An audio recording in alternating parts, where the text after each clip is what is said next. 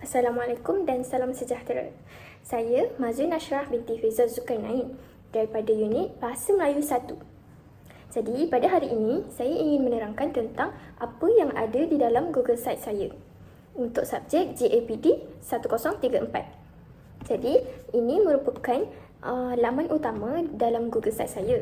Di dalam laman utama tersebut ada isi kandungan di mana kalau kita lihat di sini ada pengenalan, ada teknologi hypermedia, teknologi asistif, maklum balas dan juga rujukan.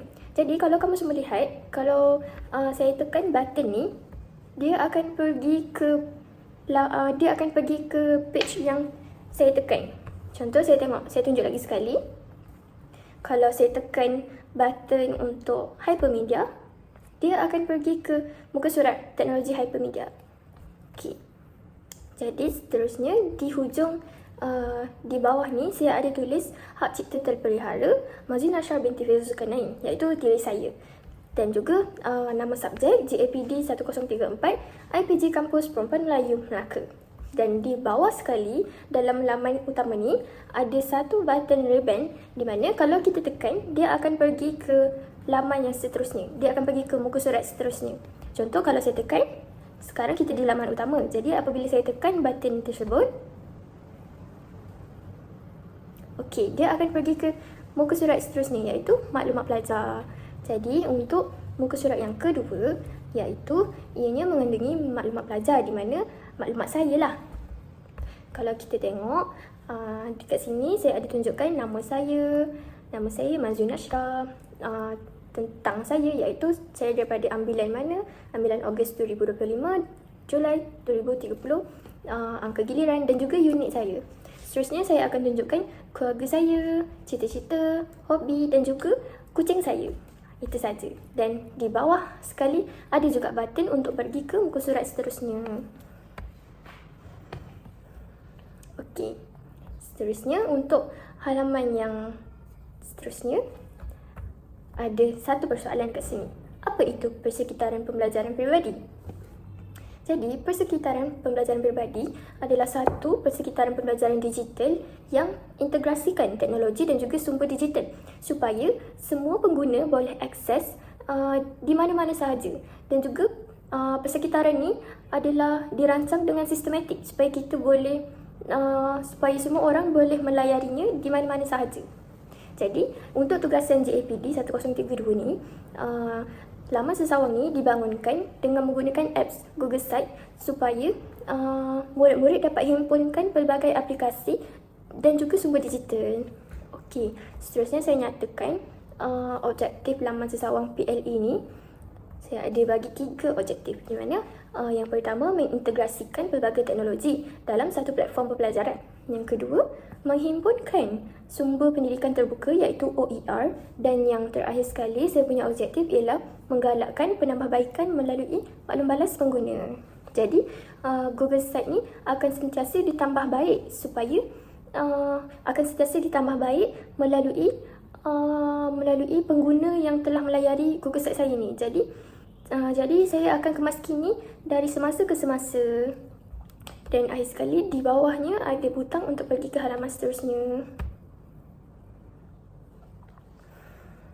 Jadi untuk halaman seterusnya ialah teknologi hypermedia. Kalau kita lihat dekat sini saya ada paparkan pembelajaran dalam bentuk video di mana ada 2 video yang saya nyatakan. Yang pertama bertajuk contoh hypermedia dan video yang kedua adalah definisi, sistem dan fungsi hypermedia. Jadi video ni satu daripada YouTube dan satu lagi daripada website saya tengok. Okey. Dan dekat dalam video tu dia ada terangkan hypermedia ni apa contohnya, apa maksud hypermedia ni dan apa kegunaan hypermedia ni kepada pembelajaran. Dan seterusnya saya juga ada bagi jurnal akademik supaya saya punya pengetahuan tentang hypermedia tu dapat disahihkan sebab kita tengok dalam rujukan akademik. Jadi benda tu disahkan. Jadi saya ada bagi 3 jurnal akademik. Yang pertama hypermedia, yang kedua tajuk dia hypermedia dan pembelajaran, kebebasan dan kekacauan. Dan yang terakhir sekali ialah isu dan cabaran dalam pembangunan sistem matlamat hidup. Matlamat hypermedia. Jadi, kamu boleh tekan jurnal ni kalau nak baca dengan lebih lanjut. Boleh tekan saja. Dan kamu juga boleh scroll saja daripada website ni. Daripada Google Site ni. Okay, kamu boleh lihat. Jadi, kalau kamu nak download jurnal ni, kamu boleh tekan button anak panah ni dan kamu boleh download dia. Seterusnya, selepas daripada saya paparkan video pembelajaran dan juga jurnal akademik, saya mengambil isi penting yang ada dalam sumber tersebut dan saya tukarkan dalam bentuk nota ringkas mengikut kaedah membuat nota dalam subjek GKEB yang saya pernah belajar semasa saya semester 1. Jadi, yang ni saya buat nota ringkas yang bertajuk Mari Kenali Teknologi Hypermedia. Kalau kamu semua boleh lihat, kamu boleh tengok sendiri dekat Google Site ni tanpa perlu buka mana-mana aplikasi. Kamu just boleh tekan dan dia dah pergi ke page yang seterusnya. Apa itu hypermedia? Kemudian saya ada terangkan komponen dalam hypermedia. Dan kalau kamu tekan lagi, ada keluar contoh teknologi hypermedia di mana yang sekarang ni saya tengah gunakan, iaitu Google Site, YouTube, WordPress dan juga Animoto. Dan saya juga ada nyatakan fungsi hypermedia. Kalau kamu tengok nota yang lagi satu ni, saya membuatnya dengan menggunakan kaedah Cornell. Di mana dekat dalam nota yang kedua ni, saya menekankan elemen media dalam hypermedia. Di mana terdapat 4 elemen dalam teknologi hypermedia ni. Yang pertama adalah teks, image, audio dan juga video dan animasi. Jadi dekat situ, saya menerangkan 4 elemen ni dalam bentuk kaedah Cornell. Jadi, ianya memudahkan pengguna untuk lebih faham tentang hypermedia ni. Dan seterusnya, nota yang ketiga, saya membuat tentang kekurangan teknologi hypermedia dengan menggunakan kaedah carta radar ataupun peta lebah. Jadi dekat sini saya buat dalam bentuk yang mudah faham, di mana saya memberi 4 kekurangan teknologi hypermedia. Yang pertama, kebergantungan kepada teknologi, risiko plagiarism dan pembangunan sistem. Jadi dalam setiap kekurangan tu saya ada bagi 2 huraian, di mana kalau kita tengok risiko plagiarism, huraian dia saya ada nyatakan maklumat mudah dicuri, mudah disalin tanpa disiplin, tanpa kebenaran. Dan selain itu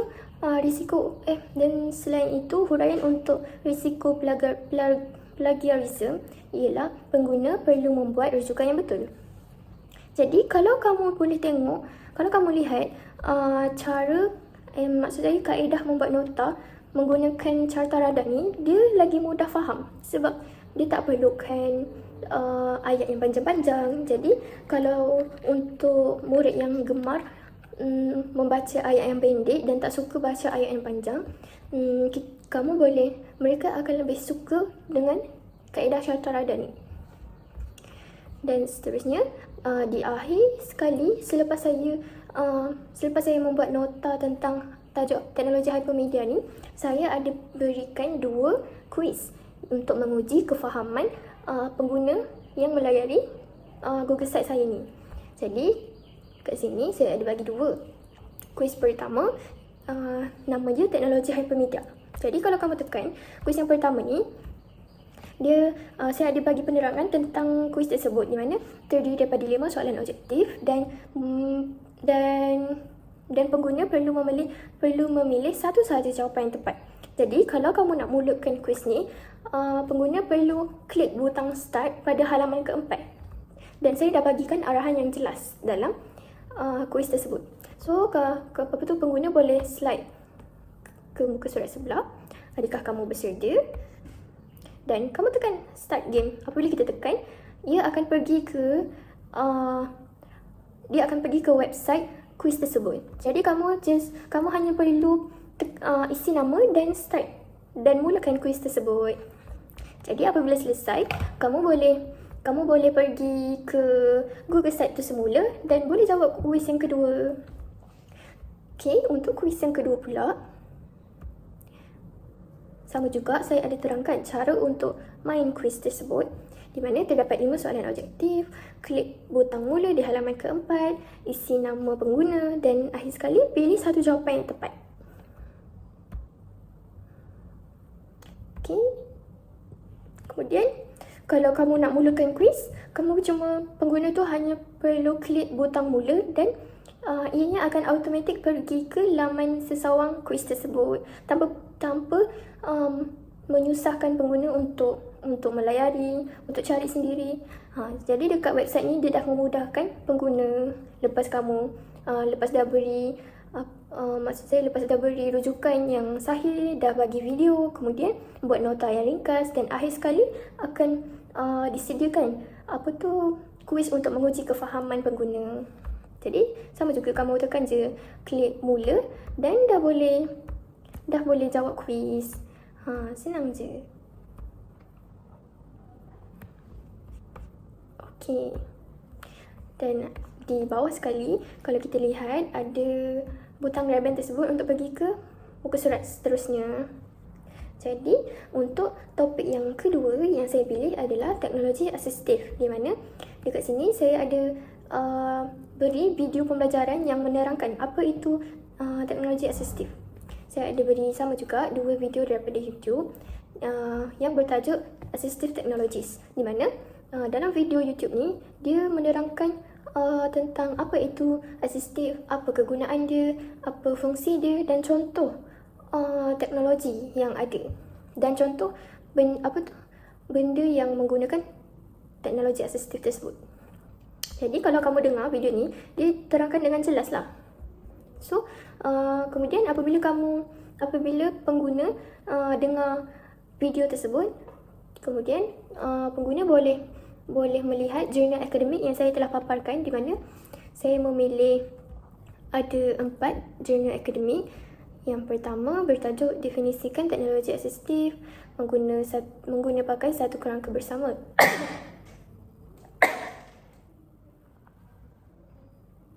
Tajuk jurnal yang kedua, Penggunaan Teknologi Asistif dalam Pendidikan Inklusif. Yang ketiga, Kepentingan Teknologi Asistif dan juga cabaran mereka bentuk dalam teknologi asistif. Dan yang terakhir sekali, saya ada paparkan fakta artikel daripada World Health Organization, di mana kalau kita biasa panggil WHO. Jadi kamu boleh baca daripada sini je. Kamu boleh scroll, baca. Kalau nak besarkan jurnal tersebut, kamu boleh besarkan. Kalau kamu nak download, kamu boleh tekan button tambah, button anak panah tu untuk download. Jadi seterusnya, lepas saya dah berikan rujukan yang sahih, rujukan yang fakta lah kan, kemudian saya analisis video-video dan juga rujukan jurnal tersebut. Saya tukarkan dalam bentuk nota yang lebih menarik, di mana yang pertama saya membuat nota infografik, nota Canva yang menerangkan definisi teknologi asistif, kemudian komponen teknologi dan seterusnya jenis-jenis teknologi asistif. Okey, pengguna yang melayari Google Site ni boleh lihat daripada Google Site ni satu saja. Jadi dalam Google Site ni dia menggabungkan pelbagai aplikasi dalam satu aplikasi. Macam tu. Kemudian kalau macam kurang faham nota ni, kita boleh tengok nota yang seterusnya, di mana saya membuat nota dengan menggunakan kaedah peteminda. Di mana dalam peteminda ni saya memilih satu tajuk tentang teknologi asistif ni. Saya memilih contoh teknologi asistif mengikut kategori ketidakupayaan. Jadi dekat situ saya ada tunjukkan yang saya ada berikanlah contoh teknologi asistif mengikut kategori ketidakupayaan. Contohnya ketidakupayaan penglihatan, teknologi asistif yang digunakan adalah Braille, NVDA. Seterusnya kalau masalah pembelajaran pula, contoh teknologi yang digunakan adalah word prediction. Kemudian saya juga ada buat nota menggunakan kaedah pertubuh bergabung, di mana saya membuat perbandingan teknologi asistif dengan teknologi biasa. Jadi dekat sini perbandingan dia saya ada nyatakan persamaan antara teknologi asistif dan juga teknologi biasa. Di tengah ni, kalau kamu semua boleh lihat, saya ada berbeza-bezakan warna dia supaya pengguna lebih faham.